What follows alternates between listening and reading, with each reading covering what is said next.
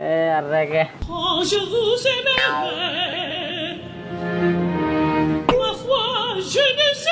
ఈ కోడి కాట 25,000 30,000 తెచ్చిపోయి పట్టుకొచ్చిండు దొంగ మొకపోడు.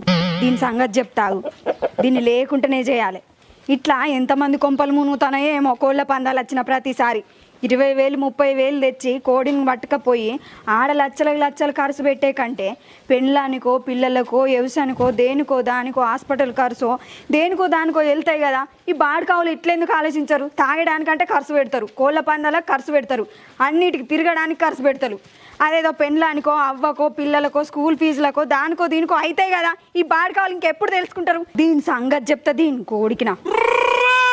పాపం నా మొగడు కోడిని ఎంత ఇష్టపడి తీసుకొచ్చుకున్నాడు. నిన్న మస్తుగా ఏ మంచిగా దాన్ని పక్కలు వేసుకొని పన్నాడు. ఇప్పుడు అదే కోడి నా చేతిలో బలైపోయింది. మంచిగా తినే దానికి పీస్ అయింది.